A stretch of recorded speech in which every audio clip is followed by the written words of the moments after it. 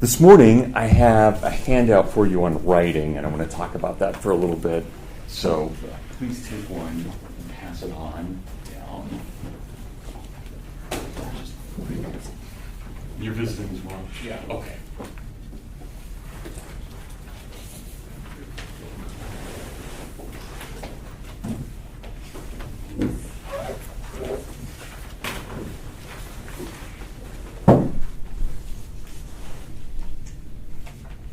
Good enough. Yeah. Okay, good. So, would you like one? Sure. Okay. Let me grab one extra. I think I need.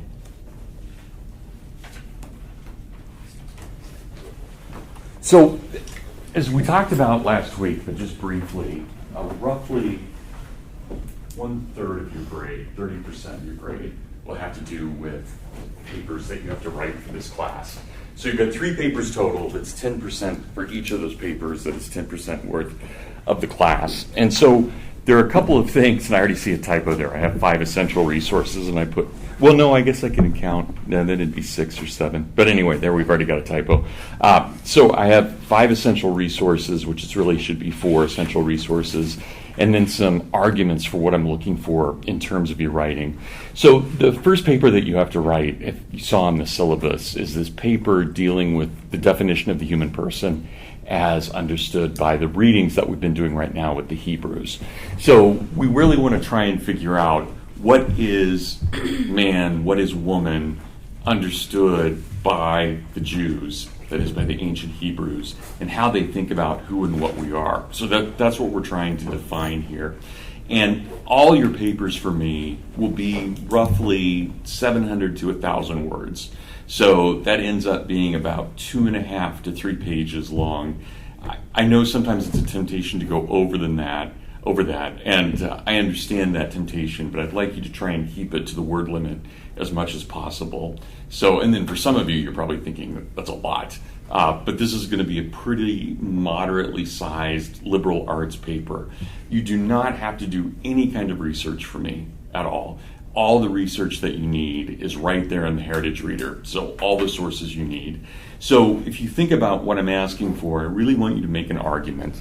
The human person is thus, or we understand through God that the human person can be understood in this way, however you want to do it, looking in some fashion at what the Hebrews think about who and what we are. So you probably have 5 paragraphs. This is not hard and fast. It's just in general. You'll probably have 5 paragraphs. You'll have an introductory paragraph, 3 paragraphs to support your argument, and then a final paragraph to conclude everything. So, introduction, 3 paragraphs, conclusion. That's really the best way to think about the paper. Pretty straightforward. Again, there's nothing tricky about it at all. But there are certain things that I'm really particular on when I'm grading. So I tried to list these for you, at least give you a sense of what I'm going to be looking for. So point number 1, and I take this from so many other people, right? An essay is a tightly focused argument.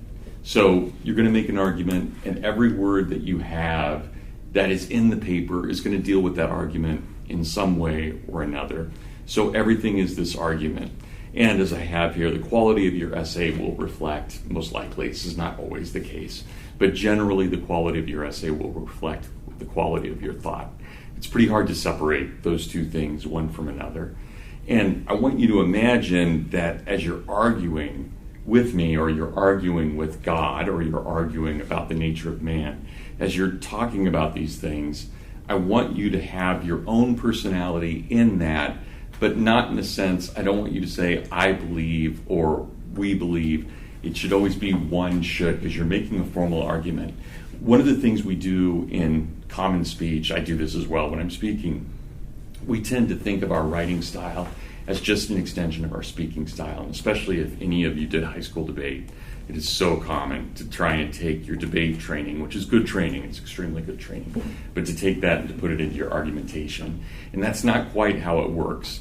This is a kind of a distanced, understood, and yet personal essay. So it is you, but it's you expressed through your vocabulary, and it's you expressed through your grammar more than it is you expressed through your personality in the sense of saying I or I believe this. So in a formal paper, you never include personal pronouns, ever.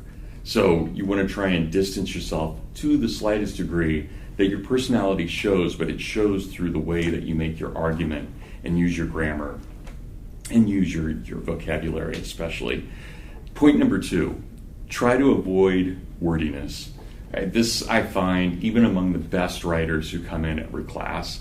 I find that too many students become very wordy, too many prepositional phrases being used in sentences, sometimes just run on.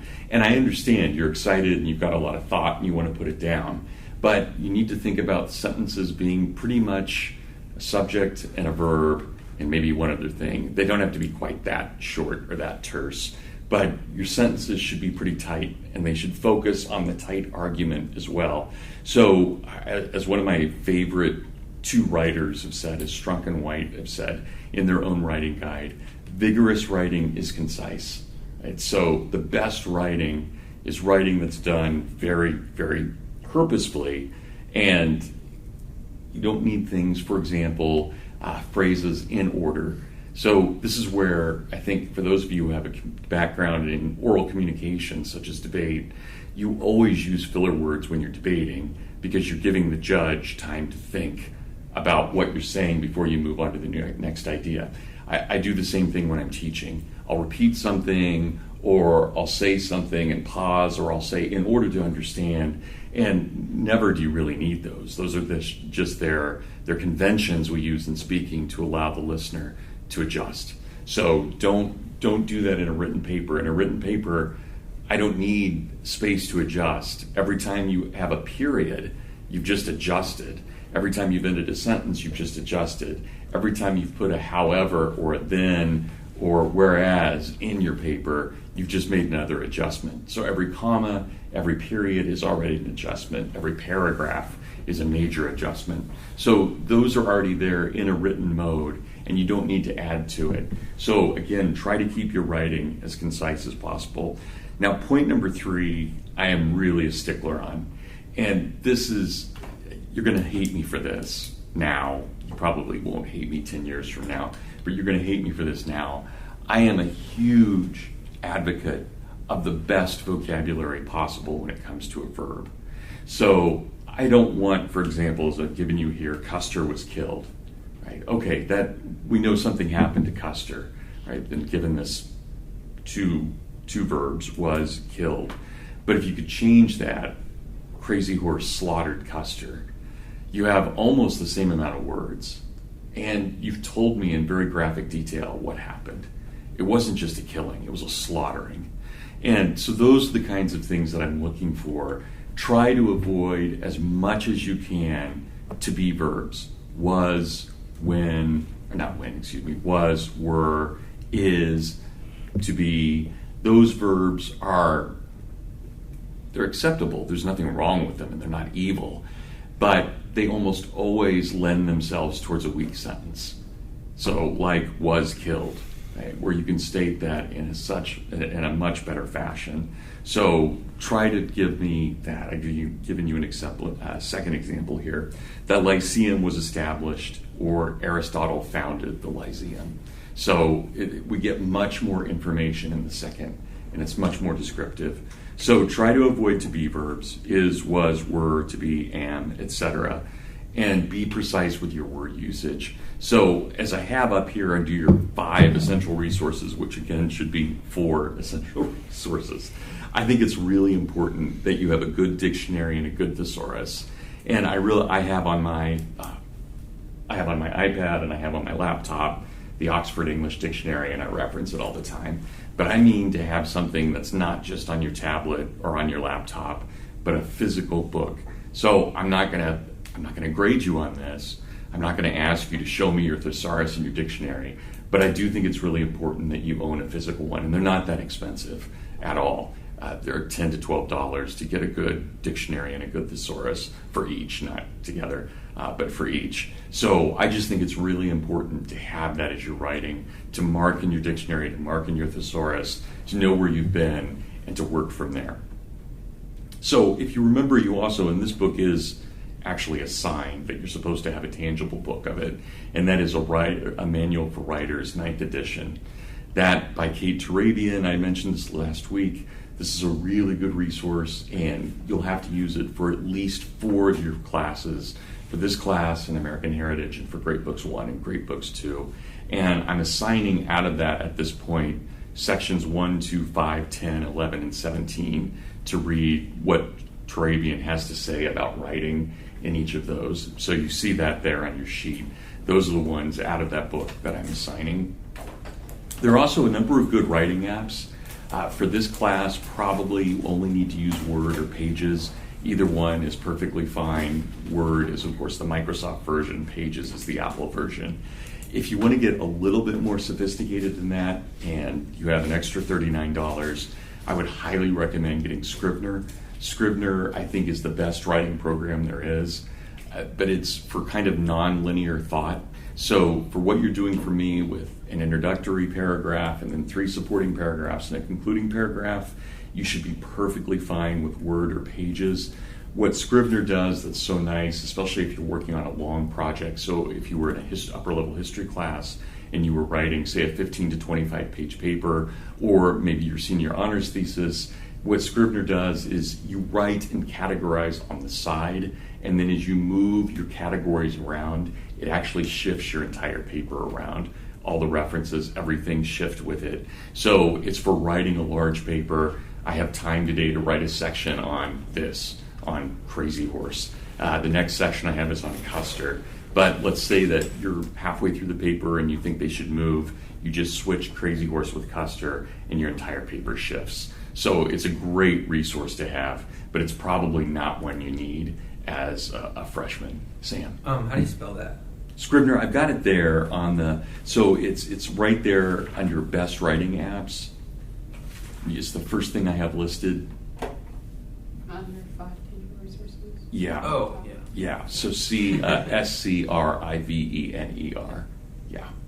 And I think it's just Scrivener. No, it's literatureandlatte.com is their website. But if you type in Scrivener into the search engine, you'll find it. So it'll come up. Again, really, really great program. High, steep learning curve, but once you have it, it's fantastic. So, okay, for your verb tenses, be consistent with these. I'm down on point number 4 now on your 7 points for better writing. So verb tenses, just try to be consistent with those. Usually in a history paper, everything is simple past.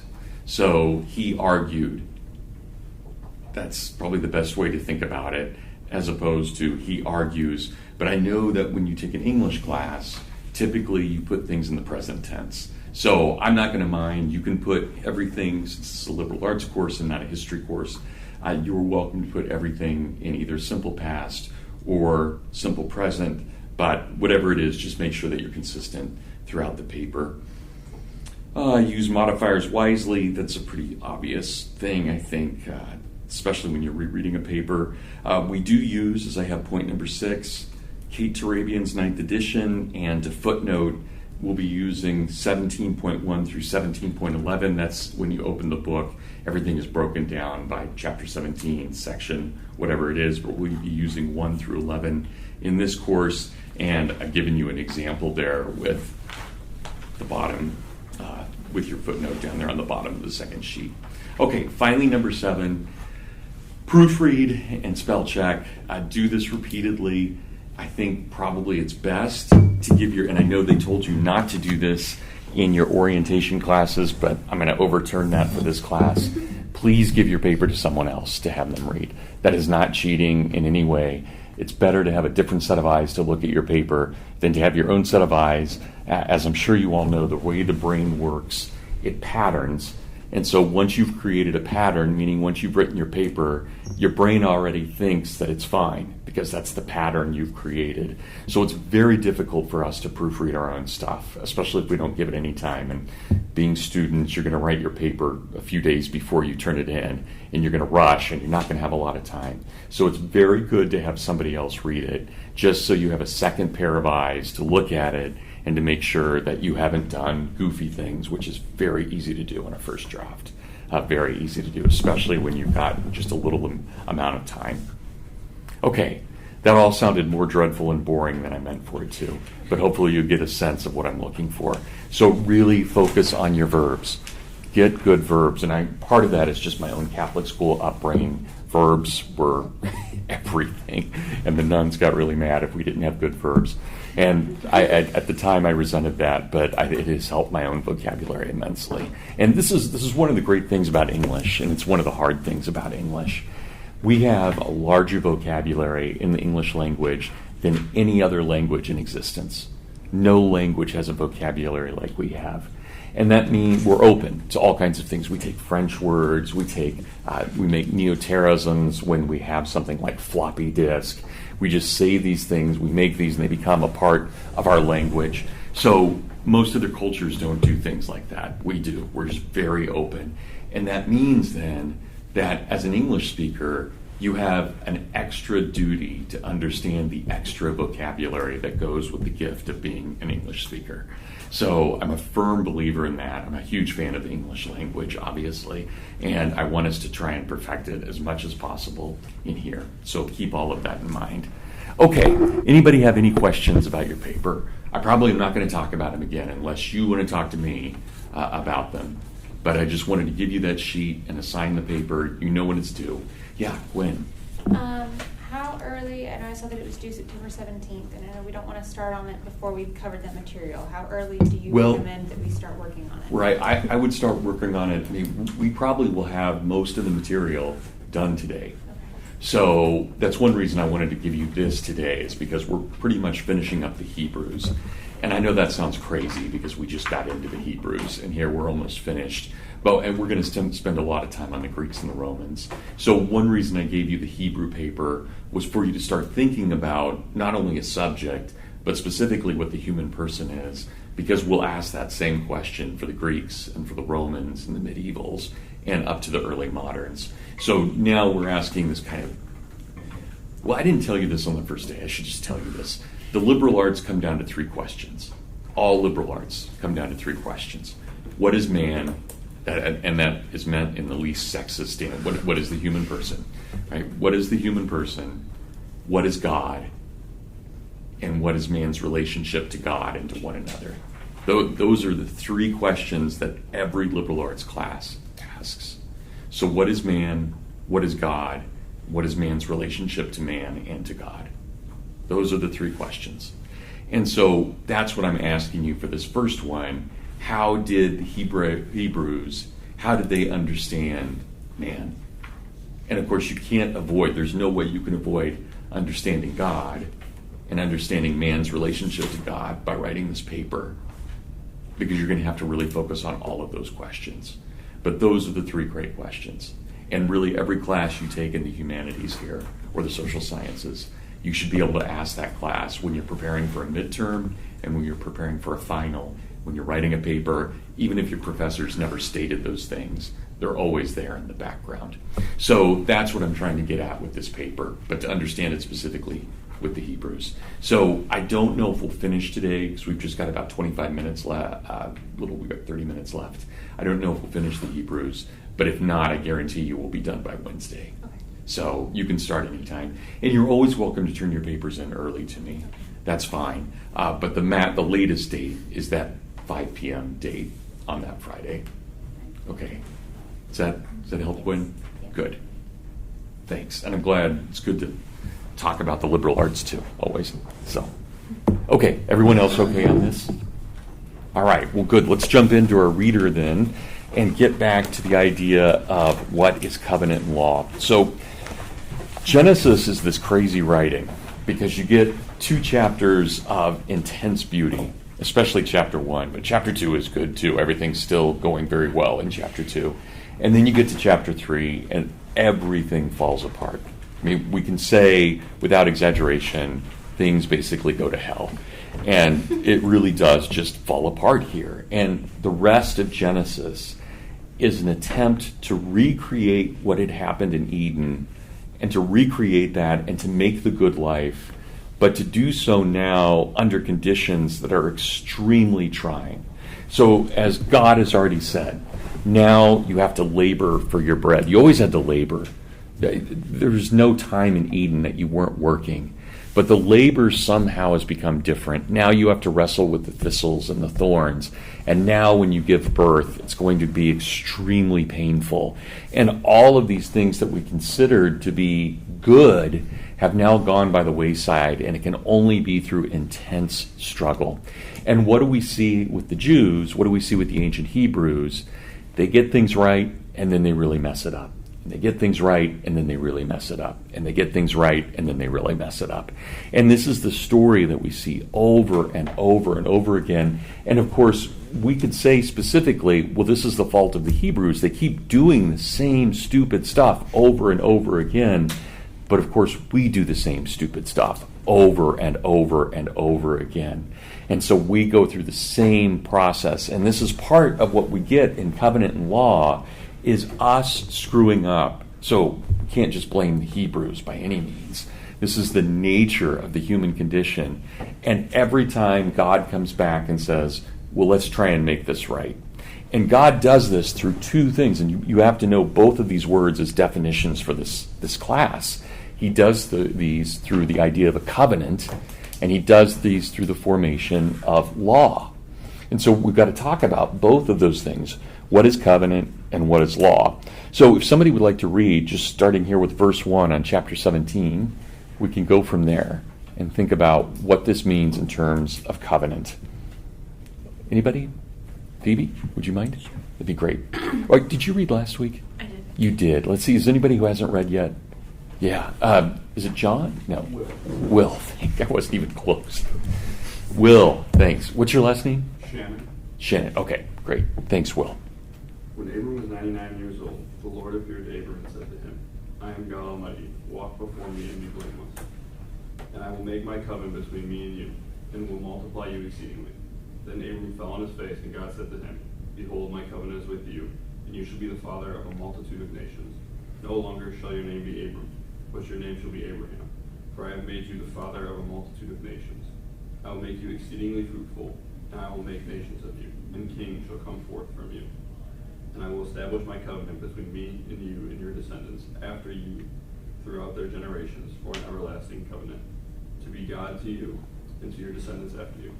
And I will give to you and to your descendants after you the land of your sojournings, all the land of Canaan, for an everlasting possession, and I will be their God. And God said to Abraham, As for you, you shall keep my covenant, you and your descendants after you throughout their generations. This is my covenant which you shall keep, between me and you and your descendants after you. Every male among you shall be circumcised. You shall be circumcised in the flesh of your foreskins, and it shall be a sign of the covenant between me and you. He that is 8 days old among you shall be circumcised, every male throughout your generations, whether born in your house or bought with your money from any foreigner who is not of your offspring. Both that is born in your house and he that is bought with your money shall be circumcised. So shall my covenant be in your flesh, an everlasting covenant. Any uncircumcised male who is not circumcised in the flesh of his foreskin shall be cut off from his people. He has broken my covenant. Okay, let's stop there, Will. Nicely read. So what do we get from this? What is a covenant? We have a specific covenant here. We have the Abrahamic covenant, as we call it, named after Abraham. But besides the specifics, what does a covenant do? Yeah. Tell me names again. Emma. Emma, right. Well, this covenant with Abraham is like a promise of blessing to multiply the nation, his descendants. Okay, very good. So it's a promise or a blessing in some way. Okay, what does a covenant take then? Will? It takes like two people agreeing. Okay, and one of those people has to be God. Absolutely, right? So a covenant is between God and his people in some way. So it's a blessing. It's meant to be a relationship between God and his people. What else? What else do we see here? What is God? Yeah, Maggie. Contingencies, so there's... Say that again. Contingencies, so something for God to fulfill and something for the other party to fulfill. Okay, so every party has something to fulfill, right?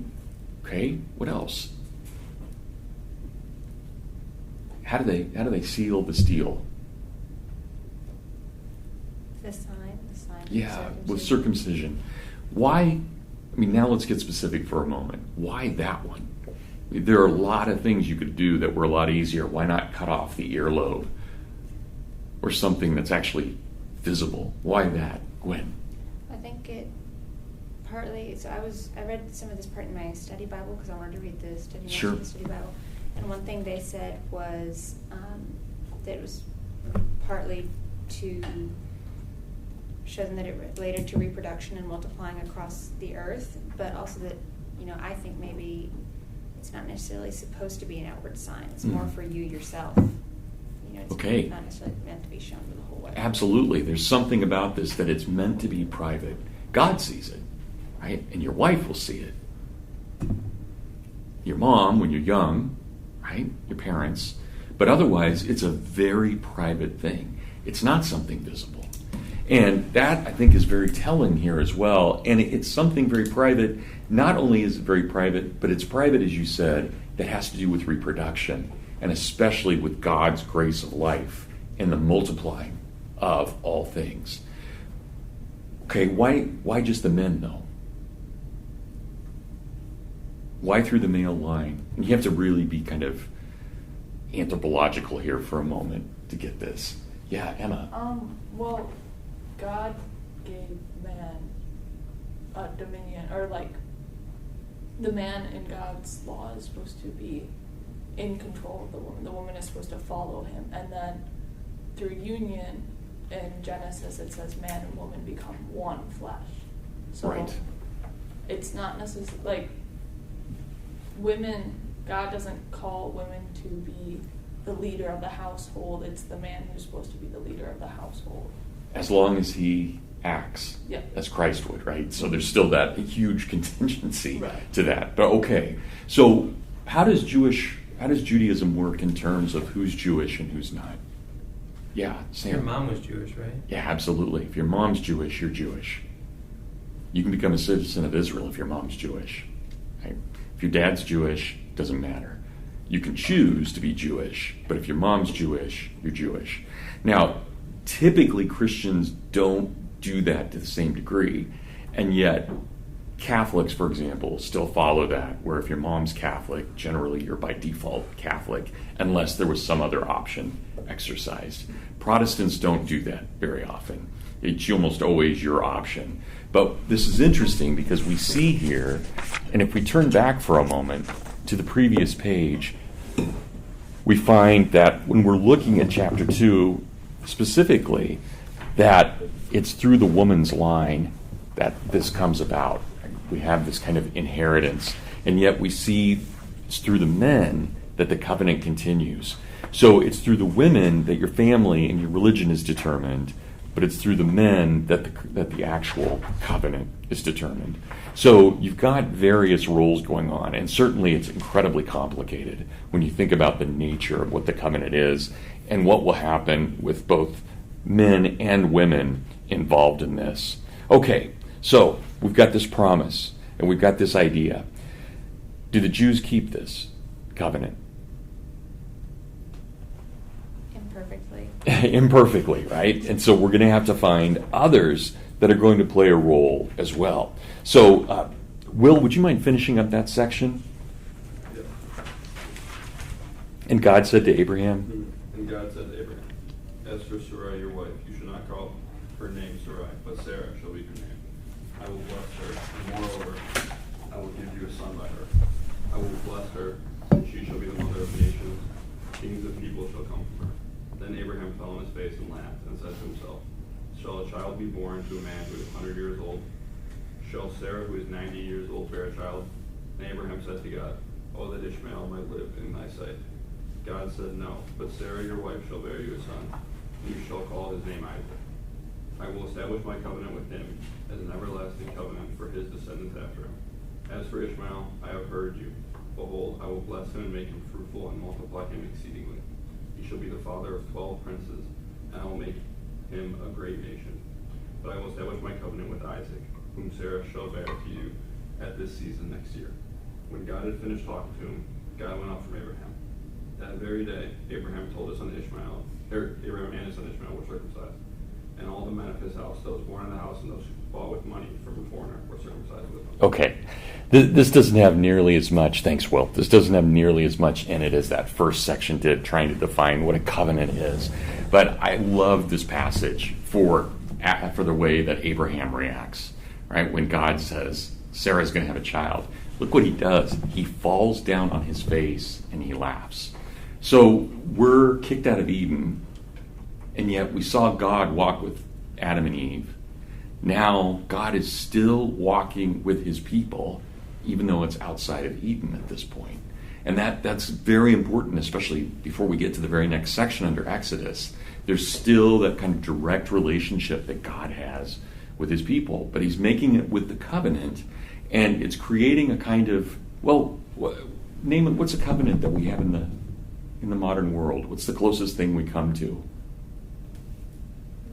Marriage, right? That's our one institution that seems to be, even though it's falling by the wayside, the institution, when properly exercised, seems to have a covenantal relationship. I take my wife, she takes me, we do it in the sight of God, we promise before the community that we will do certain things with one another, and we presume that God will bless our marriage. Right? We don't hear directly from him, but we presume that. And then we take our chances. We see what happens in that covenant. Where else do we do this? Kind of. Yeah, Sam. Citizenship? Yeah, citizenship. Absolutely. When we take the oath of citizenship, right? Or even when we say the Pledge of Allegiance, the very fact that we have under God in it, we're creating a kind of covenant. We do this too when we go into a courtroom and we're to testify. You don't have to swear on a Bible anymore. You used to, which was very telling in and of itself.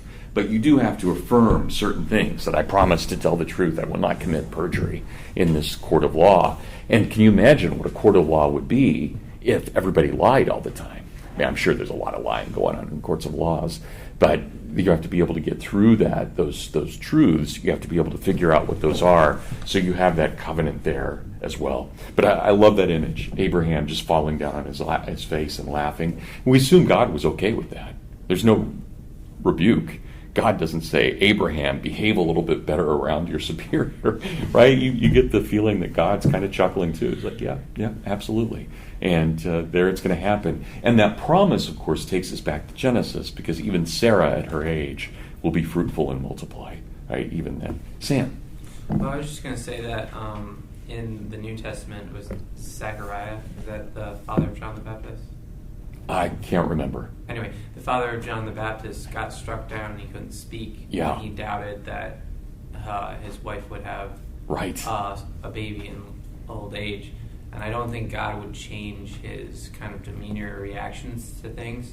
And so I think that a lot of people would see this as doubt, but I don't think it was. On Abraham's part? On Abraham's part. I think it was, because he laughed. Yeah. I think it was more awe. I agree. I mean, it's a hilarious moment. It's, yeah, really? Okay, cool. It's one of those kinds of moments, I think. Absolutely. So that's great. Okay, well, let's read the next section. We get to Exodus now, and things are a little bit different. And I agree with Sam. God's not going to change. But obviously the way that we react in certain ways will lead to that change in terms of how we perceive God. Okay, so who wants to read Exodus? Maybe someone who hasn't read yet in class. Yeah, thank you. Rachel, right? Yes. Now Moses was keeping the flock of his father-in-law Jethro, the priest of Midian, and he led his flock to the west side of the wilderness and came to Horeb, the mountain of God. And the angel of the Lord appeared to him in a flame of fire out of the midst of a bush. And he looked, and lo, the bush was burning, yet it was not consumed. And Moses said, I will turn aside and see this great sight, why the bush is not burned. And the Lord saw that he turned aside to see. God called to him out of the bush, Moses, Moses. And he said, Here am I. And he said, Do not come near. Put off your shoes from your feet, for the place on which you are standing is holy ground. And he said, I am the God of your father, the God of Abraham, the God of Isaac, and the God of Jacob. And Moses hid his face, for he was afraid to look at God.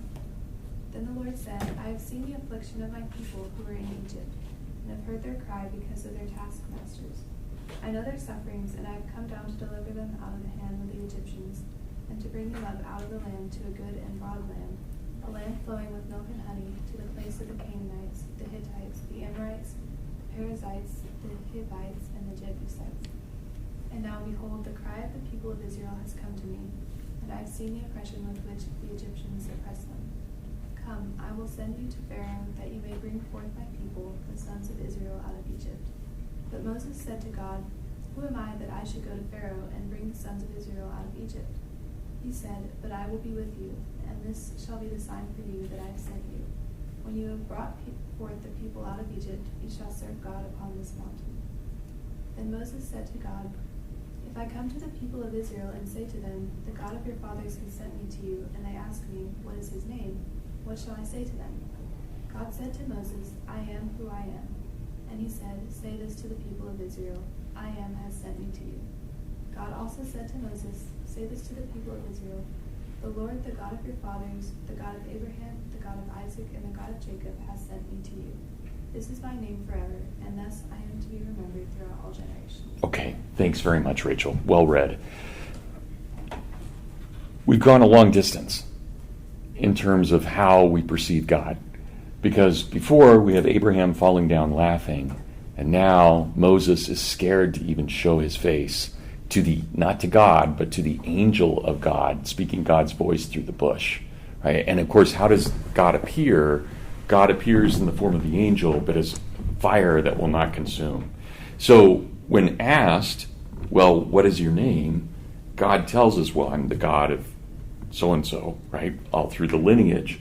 But specifically, he says, I am who I am, or I am that I am. In other words, he gives us for the first time that we've seen so far a kind of philosophical rather than a theological definition of what he is. I am, right? I am pure being. I am the only pure being who is here, and everything else is in some way a reflection of me. That fire, of course, is incredibly important. We see that fire throughout Scripture. We see it in a variety of different ways. We see fire here in terms of the fire that will not consume. We see it on Pentecost as the tongues of fire, but it also can be very dangerous at times. Jesus says, you shall burn in the fires of Gehenna. Gehenna was the trash heap outside of Jerusalem, which was always on fire. You took your trash out there to burn it, your refuse. So kind of an image of hell there. So fire is going to be a very important thing for all of us. And of course, when we're going to spend a lot of time on this when we get to Christianity. But in Christianity, we have the belief that Jesus is the Logos, the eternal fire, right? The Word made flesh. And that fire there is absolutely essential to understanding our own Judeo-Christian faith and our own Judeo-Christian background. But here we have that fire for the first time. And again, I can't stress how important it is that God names himself as I am who I am, but also as the Lord, the God of your fathers, and the God of Abraham, of Isaac, and of Jacob. Right? He is a God not only of pure being, but he is a God of this lineage and of this tradition as well. Right? In various ways we can think about that, but we have this difference. So the covenant still maintains itself, but we're kind of switching here from the Abrahamic covenant to the Mosaic covenant. And of course the final covenant will, at least for those of us from a Christian background, will be Jesus, will be the final covenant. But we're going to see a series of these as God tries to bring us closer back to him. But even as he does, we react differently. So Moses hiding his very face, hiding from this image of what God is. And then God gives us something different. And this is what we see in the section here under chapter 20. God gives us not just a covenant now, but through the Mosaic covenant, he also gives us the law. And it doesn't seem to be the case that any of these laws that he gives are new laws. They seem to be laws that every Jew should have understood up to this point, but he's making them real here. Jack, would you mind reading? Yeah. And God spoke all these words, saying, I am the Lord your God who brought you out of the land of Egypt, out of the house of bondage. You shall have no other gods before me. You shall not make for yourself a graven image, or any likeness of anything that is in heaven above, or that is in the earth beneath, or that is in the water under the earth. You shall not bow down to them or serve them, for I am the Lord your God, am a jealous God, visiting the iniquity of the fathers upon the children of the third and the fourth generation of those who hate me, but showing steadfast love to the thousands to thousands of those who love me and keep my commandments.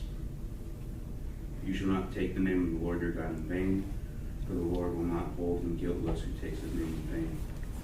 Remember the Sabbath day to keep it holy. 6 days you shall labor and do all your work. But the seventh day is the Sabbath to the Lord your God. In it you shall not do any work, you or your son or your daughter, your manservant or your maidservant, or your cattle or the sojourner who is with you, who is within your gates. For in 6 days the Lord made heaven and earth, the sea, and all that is in them, and rested the seventh day. Therefore the Lord blessed the Sabbath day and hallowed it. Honor your father and mother, that your days may be long in the land which the Lord your God gives you. You shall not kill, you shall not commit adultery, you shall not steal, you shall not bear false witness against your neighbor, you shall not covet your neighbor's house, you shall not covet your neighbor's wife, or his manservant, or his maidservant, or his ox, or his ass, or anything that is your neighbor's. Okay, thanks very much. That was good, Jack. So what do the Ten Commandments tell us? Let's say that I made you write your paper for me just on the Ten Commandments and the understanding of the human person from these. Yeah, Sam. They're kind of split up. The all you shall not. Okay. Make it seem the relationship between you and God. Okay. And then the latter half is all about you and other humans. And so, but really, the way I see it, all of them are about you and your relationship to God. And by having a good relationship and not killing or committing adultery with other humans, you're honoring the previous ones about honoring your Well God. put. Keep going, though. Talk a little bit more about that. How is this all about God?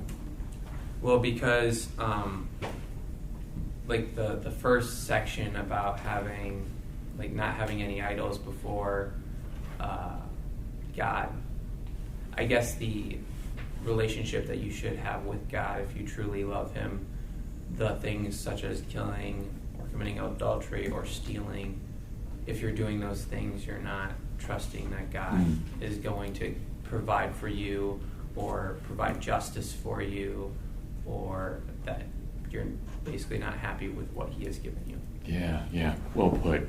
Okay, good. Gwen. I think it's also stewardship too. We're God's creation, but so is every other person in the room. And good stewardship and good dominion, means treating others with justice. And Yeah. so it's not good stewardship or good dominion to steal from others or to murder people, etc. Yeah. Yes, that would be bad stewardship. That's very good. Tell me your name. Lucy. Lucy, that's right. And to what Sam said, your relationship with others is absolutely reflective of the relationship that you first have with God. Okay. So God makes it clear you got to get this right first in the first half when he's talking very specifically about you shall have no other gods before me, you shall keep my commandments, keep my name holy, things like that.